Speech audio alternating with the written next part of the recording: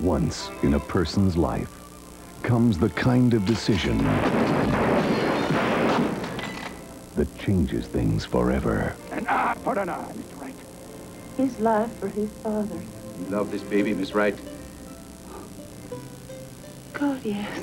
Kurt Russell and Kelly McGillis star in a timeless love story.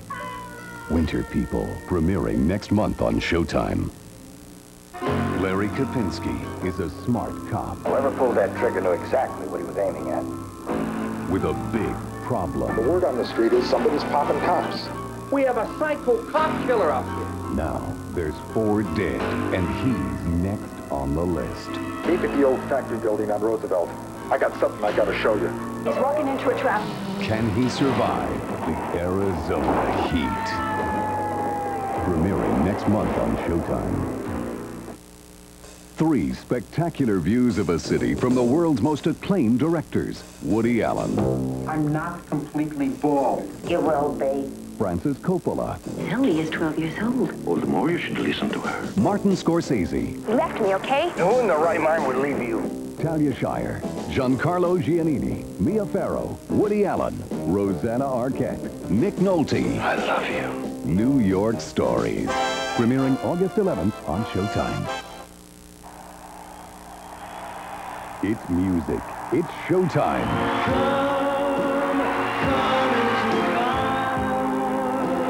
On stage, the man who writes the songs. Barry Manilow, SRO on Broadway.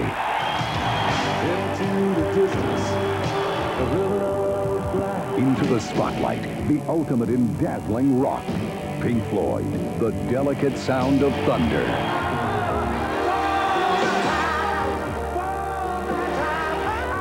And Dionne Warwick and friends coming together for one cause, one concert that was to make history. Letting the feeling show, because in August, it's music, it's Showtime. This is my friend Jeff Cesario. He has a special coming up here on Showtime called Back to Reality. Don't miss it.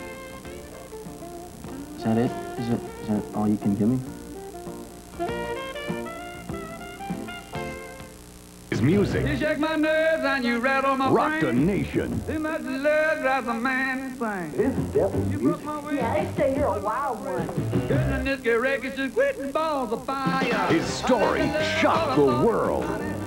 And she's only 13 years old. So if I'm going to hell, I'm going there playing the piano. Goodness gracious, just quitting balls of fire. Dennis Quaid is Jerry Lee Lewis in Great Balls of Fire.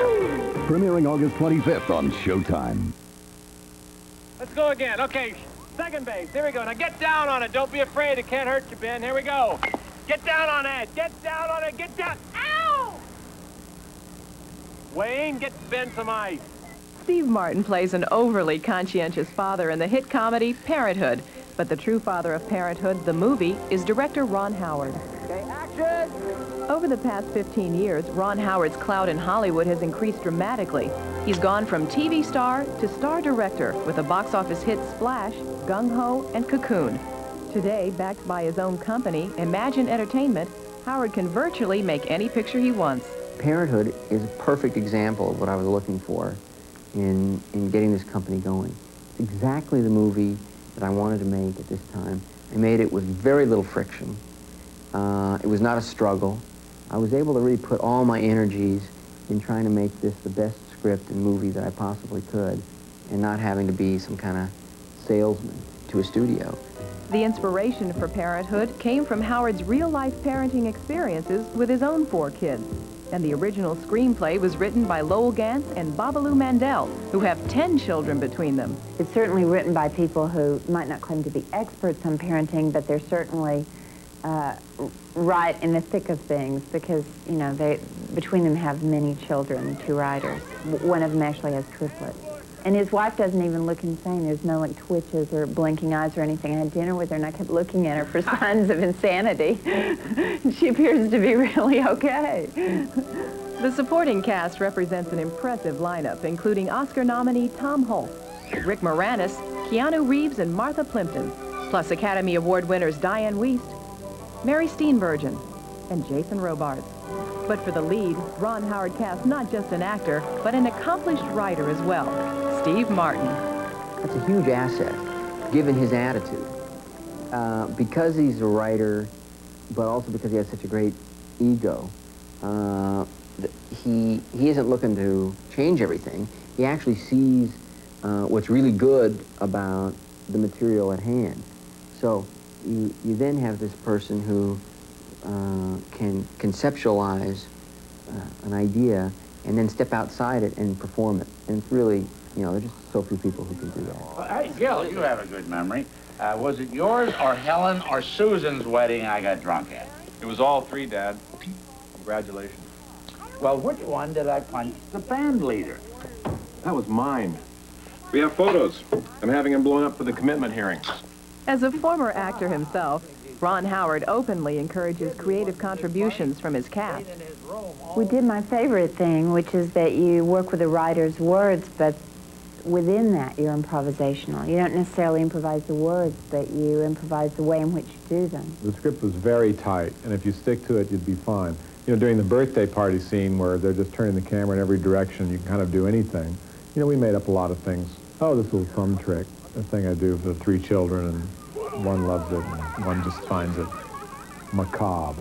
What are you doing? Thumb trick. Show her, Dad. Okay, but this is the last time. Here we go. Ready?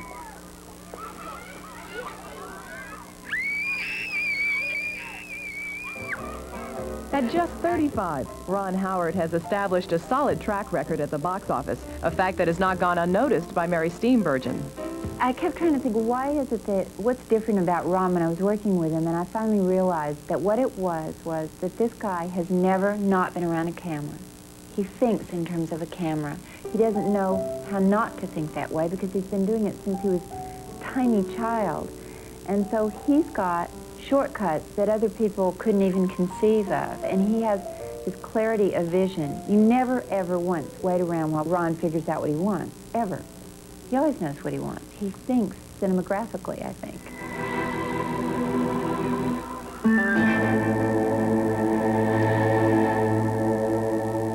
Howdy, Pod. And here it is. Made with a quart of milk, 2 cups of sugar, and 3 cow pies. Come on and get it. Please get down off the horse before you hurt yourself. Honey, I gotta make a big exit. What else, the buckaroos? Yippee-ki-yah-hoo, hi-yah-hoo!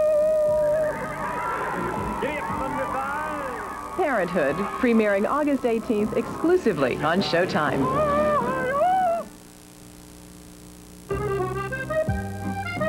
It took Clark Kellogg only 19 minutes in New York to lose everything he owned. A guy from a limousine service steals everything. So Clark is left with no clothes, no money, nothing. Nothing, nothing, nothing. Stop him! Wait!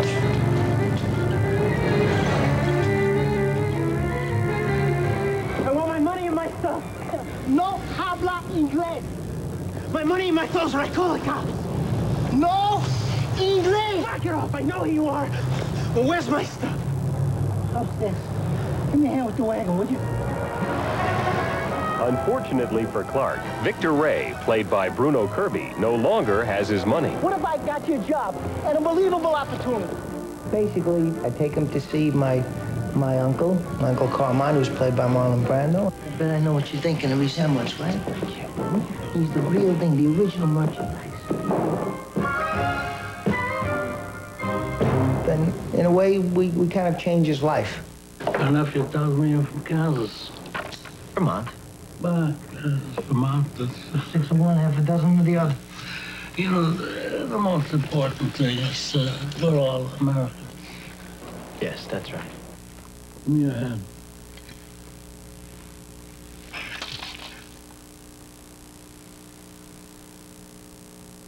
I want you to take this opportunity, totally legitimate work, for $1,000 a week, and I know that you're not going to disappoint me. I don't see how I could say no. I want to hear yes. Yes. Clark also meets the boss's daughter. My father thinks that Clark is an A student. Yes, he's a very fine. A student, that's what my father said. Yes, Oh, absolutely. okay. A plus. A gun permit? I don't need a gun permit. You have to have one if you're going to be carrying a gun. The first job that Clark gets from Carmine is to go to the airport and pick something up, and he doesn't know what it is he's going to pick up. It's not going to be like a dead guy in a box or something, is it? And when he gets there with his friend Steve, it turns out it's the kimono dragon. Get this under his armpit. What armpit? It's a lizard armpit. You put it right in. Unfortunately, the lizard escapes, and Clark and his roommate follow it to a nearby shopping mall. Cut. Shooting this chase proved a test of wills between filmmakers and lizards. Watch yourselves, guys. Working with the lizards is a lot like working with Matthew. Neither of them do what they're told. They both smell and they have large tongues. But even after Clark delivers the lizard, his troubles are just beginning. I'm sorry I got you in this, but you ran it, and we'll figure out a way to get you out of it. Rodolfo Laspari? I want to go to Palermo, Sicily. Have you ever been there? No, of course not. Then you really can't make an informed judgment, can you, Rodolfo? I know you're gonna be loyal to me. Until death. Until death. Like a real son. Oh, I don't know. The son I never had. Oh. It's not a detective series. Anybody seen this band? It's not even America's Most Wanted! It's a comedy special with plenty of surprise guests. Look, there's Bubba. The deliriously funny, brilliantly imaginative, and always suave Jimmie Walker. Please, I deserve much more than that. He's back in Jimmie Walker and Friends 3, and there's only one way to top this one. Meet him at the door, wrapped in saran wrap. Premiering August 4th on Showtime. It's checkout time, Frankie. Frankie DeMarco's widow is running from the mob. We're still your family. We always will be. And she falls right into the arms of the law. FBI? You people work just like the mob. Oh, there's a big difference, Mrs. DeMarco. The mob is run by murdering, thieving, lying, cheating psychopaths.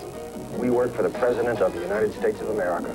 You won't see it on HBO or Cinemax. Being straight with me.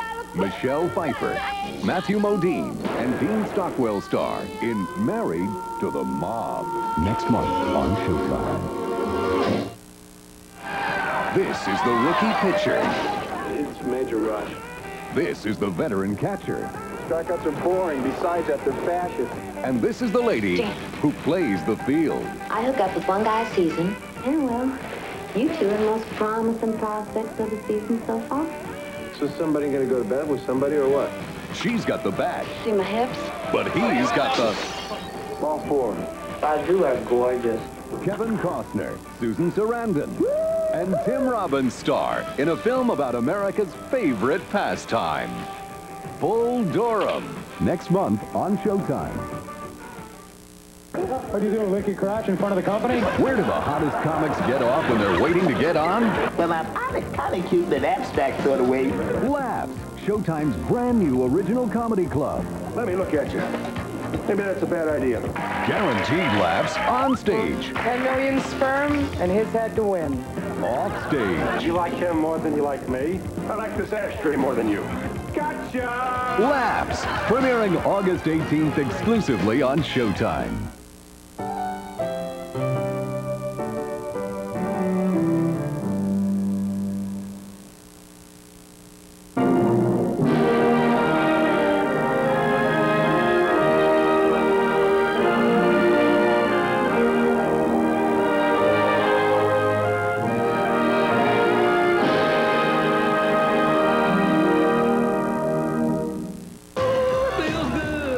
It's movies. It's Showtime. Howdy, Pod. An ensemble cast provides punch in a humorous yet touching look at the family unit. I'm shrinking. Bummer. Parenthood. He was a rock legend who did it his way. Well, if I'm going to hell, I'm going there playing the piano. Dennis Quaid takes a pop at Jerry Lee Lewis. That's mine! Great Balls of Fire. And is that another rock legend? Yeah. Michael Pare reprises his role as fictional rocker Eddie Wilson. Maybe this time you can get it right. Eddie and the Cruisers 2. Eddie Lives. Shocking stories. See, I'm all tied up.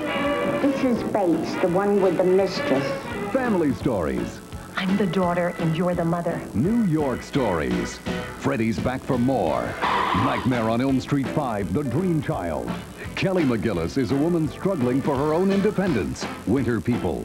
Great movies for the month. It's August. It's showtime. His life has been dedicated to science. Look at nephew now! Come on, Dad, we'll be late for Uncle Ron's party. Until Celeste jumps into his life. Where are you from? They're gonna kill. Before I met you, all I could think about was science. Who is she? Just what I needed. Daddy, don't you think this is pretty strange? What is that? You are an alien. It's out of this world entertainment. My Stepmother Is An Alien. Saturday on Showtime. It's a dirty kind of trick. For the children. A rotten way to behave. The freedom fighters, thank you. A couple of dirty, rotten scoundrels. Do you have any idea what it feels like to take a woman for 20 bucks? I'm afraid it's a little out of my class. But Steve Martin intends to move onto his turf. There simply isn't enough room for both of us to work Beaumont-sur-Mer. Guy with my mouth could ruin a lot of business around here for you. First one to get 50,000 out of her. May the best man win. It's simply low-down hijinks. Michael Caine and Steve Martin are dirty, rotten scoundrels. Saturday on Showtime.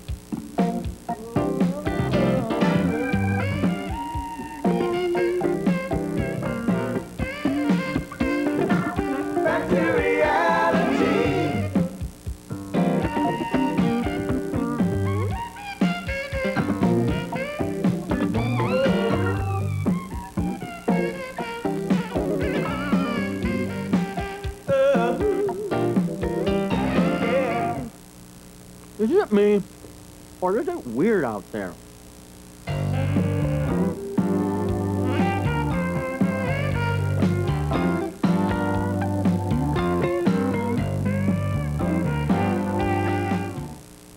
It's not a detective series. Anybody seen this band? It's not even... America's Most Wanted! It's a comedy special with plenty of surprise guests. Look, there's Bubba. The deliriously funny, brilliantly imaginative, and always suave Jimmie Walker. Please, I deserve much more than that. He's back in Jimmie Walker and Friends 3, and there's only one way to top this one. Meet him at the door, wrapped in saran wrap.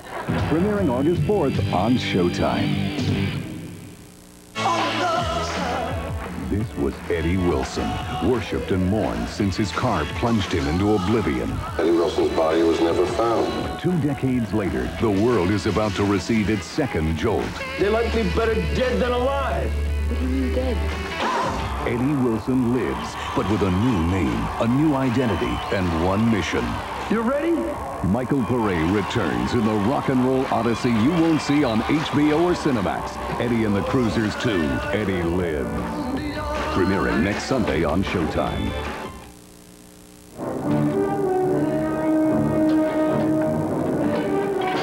Bill Harris in Hollywood with one of the big screen stars of summertime 1990.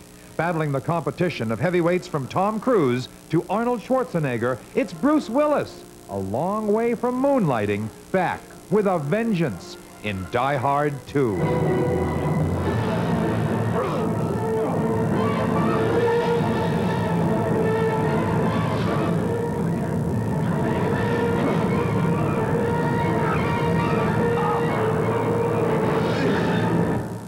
Bruce, from the real film fans, is it easier to find you in those early days opposite Frank Sinatra in First Deadly Sin or opposite Paul Newman in The Verdict?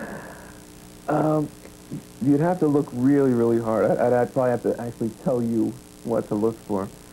On both of them? In both of them, yeah. Yeah, that was in the days of the Bruce Willis Frame Festival. You are the law.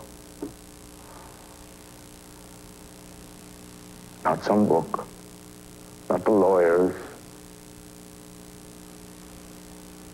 not a marble statue, or the trappings of the court. The best advice you ever got about Hollywood, I think, came after the Moonlighting pilot aired, and Paul Michael Glaser pulled you aside and said, really, it's going to change. He said, yeah, that's right. And at that time, I didn't know what he meant. He said to me, he said, you know, you're going to lose your anonymity. He said, we were on the Santa Monica Pier, and he was getting hounded then, you know, and he said, this is all going to change for you, and you better be ready for it. And I'm still not ready for it, but he was absolutely right. He said that you're never going to get it back. And he was right. And he's right. He was right. Another Hollywood quote that I love from the past, Glenn Ford putting party going in perspective these days, saying to you, you kids. Well, yeah, he said, I ran into him at a restaurant out here, and I told him I was a big fan of his, and he said, I read about you kids, and he said, me and Bogart and Bill Holden used to shack up at the Chateau Marmont. We'd party for 2 weeks at a time, and we never got arrested. And this was right around the time when I was having my problems with LAPD. But he was really, sympathetic to the whole thing. Good. I'm sure it's enough to make in country, but don't you wish more people would see that movie? I think, the way the film market is now, that everybody does get to see it. They just don't, necessarily see it in the theaters. In Country was recently released on video, and out of nowhere, people, are starting to come up to me and saying, "Man, I love you in Country," and it's like a nice little thing, because it just shows you that films don't go away. Films are around for a while. You've been at me, and you've been at me, and now you can damn well listen. When everybody you care about, even just a little, gets killed. One after the other. Or sometimes just in a big pile of broken bones and blood and guts. Well, after a while, you just don't care anymore. Because if you do, if you let yourself care, if you let yourself make a friend, then that person's going to get killed too. So after a while, you just quit feeling. You understand that? You understand that, little girl? I have to ask, as a non-film person, is a voiceover the easiest thing to do in the world? Is look who's talking like stealing money when you sit at a microphone? Well, it's only stealing money if the film does well. I mean, I was paid, just a nominal sum to actually do the voiceover. Mm-hmm. But the film went on to, to earn a lot of money. Who knew? Who knew that film was going to become what it was? Voiceovers are pretty easy. You just go in and you don't have to worry about how you look. You don't have to shave, you don't have to wear anything you want. All you got to do is not have a cold. Help! Help! Oh, no! Put me back in! Put me back in, please! Buddy, let go of my head and put me back inside! Ah! Oh! Who is that? Who's that? Ah! Who are you? Oh, no! Oh, lady, I'm freezing. I'm so cold. I'm so cold. Lady, hey, now listen. Oh, listen. Let's be reasonable. Hey, get that thing away from me. Wait a minute. You want to do the chord? What are you going to do with that? Don't give that to him. Hey, you take wait a minute. this one, okay? Let's talk. Oh, hey, no, don't do that. Hey, don't do that. Get it out of my... Oh, where are we going now? Hey, don't drop me. Oh. Oh, very nice.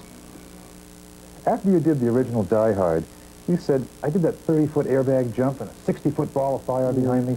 I would never have done that, maybe. Anything in Die Hard 2 you would never have done, maybe? There were a couple hairy moments in the helicopter that I probably would not have chosen to have done. We were working under very adverse weather conditions. We were working in night snow exterior, yeah. And the safety factor was just very, very elevated. Everybody was really conscious about making sure no one got hurt. That still remains probably the hairiest stunt that I've ever done, though.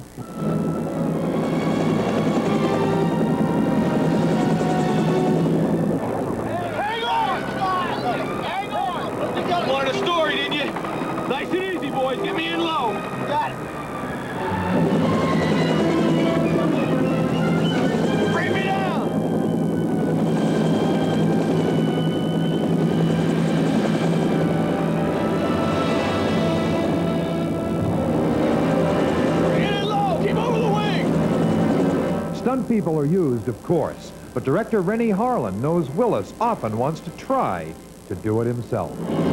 Lower!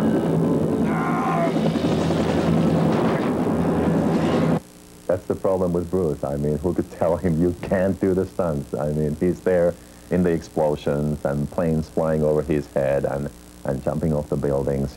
And what do you do? How do you tell the star that he can't do it? The other man of action in Die Hard 2 is William Sadler, who plays the head terrorist, a meanie with a mission, and a man he understands.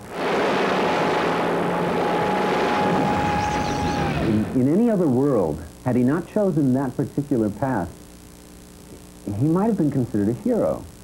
He probably was a hero, in other battles at other times, in Honduras or sure. In Vietnam or wherever else he demonstrated this courage and this genius for planning things and so on. This ruthlessness. Single-minded. Mm-hmm. You're going to have to kill this man to stop him. Do I hear that there's an official rap song for this film and only one man who can deliver it? Okay, wait a minute. Boom. I'm the minister of sinister. I'm telling you true. If you want to be the villain in Die Hard 2, you've got to be meaner. You've got to be smarter. You've got to find a way to make the people die harder. Give me a flight number. One that's low on fuel. Windsor 114, transatlantic from London. Fuel tanks dry to martini. Activate the ILS landing system, but recalibrate sea level. Minus 200 feet. But Bruce Willis's life and playmates are not all on the big screen. There's real life and marriage and a child. You said last year your big achievement was to teach daughter Rumor to laugh. Yeah. How does she do and how is she? She's, well, she makes me laugh now. I mean, she's just, you know, she's talking now. And she's just a constant source of, you know, wonder to me. I mean, I just look at this kid, and it, you know, having kids, I think having kids makes you more of a kid, makes you more of a softer, you know, softer person. It's all worth it, isn't it? Yeah, you bet. Big. Now it's up to you and your neighbors, seeing who wins the battle of the box office. But this summer, Bruce Willis is one of the real heavyweight contenders. Our thanks to Bruce and to you. Bill Harris in Hollywood. We'll talk again. Things just get better or worse? The first time Harry met Sally, Harry tried to make a good impression.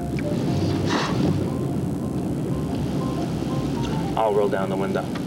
The second time Harry met Sally, Harry got all sentimental. Did you look this good at the University of Chicago? No. Did we ever... No. The third time Harry met Sally, they became close enough to share intimate secrets. That's it? A faceless guy rips off your clothes, and that's the sex fantasy you've been having since you were 12. Exactly the same. Well, sometimes I varied it a little. Which part? What I'm wearing. Billy Crystal is Harry, and Meg Ryan plays Sally in Rob Reiner's romantic comedy, When Harry Met Sally, the story of two ships passing and occasionally colliding in the night. Yeah, that's funny. It's like, yeah, waiting for the punch. You know? Rob Reiner, director of the coming-of-age drama Stand By Me and the fairy tale farce The Princess Bride, this time takes us on a hilarious tour of the anxiety-ridden minefield that we call modern romance. It's an idea that I had about 5 or 6 years ago. I was thrown back into the dating world after going through a divorce and, you know, making a mess of it. And I started thinking about whether or not men and women could be friends, and if they could, would sex ultimately rear its ugly head, and if it did, would it alter the friendship? No man can be friends with a woman that he finds attractive. He always wants to have sex with her. So you're saying that a man can be friends with a woman he finds unattractive? No, you pretty much want to nail him, too. I think he sees women as sort of a service station that, you know, you pull in every so often. and, you know, you get, you know, gas and oil, and then you just go on. And I don't want the ice cream on top. I want it on the side. And I like strawberry instead of vanilla if you have it. If not, then no ice cream, just whipped cream, but only if it's real. If it's out of a can, then nothing. Not even the pie? She needs all kinds of external controls, you know, that are very superficial because of the chaos that reigns inside of her being. Would you like to have dinner with me sometime? Are we becoming friends now? Well, yeah. Really, the first time Harry is in love, and I think that's what scares the hell out of him. What is it about this woman over 12 years that he keeps wanting to come back to her? Really, the story is that these people are wildly in love with each other from the moment they meet. It just takes them 11 years to recognize that fact. The whole film is a dance. The whole film is foreplay. It's all about the people and how they dance around each other in order to hopefully find each other. And when the dance is over, is there love? Is there happiness? A little romance, even in this cynical day and age? Are you comfortable? Sure. When Harry Met Sally. All this month, only on Showtime. Do you want something to drink or something? No, I'm okay. Once in a person's life comes the kind of decision that changes things forever. An eye for an eye, Mr. Wright. His life for his father's. You love this baby, Miss Wright? God, yes. Kurt Russell and Kelly McGillis star in a timeless love story. Winter People, premiering next month on Showtime.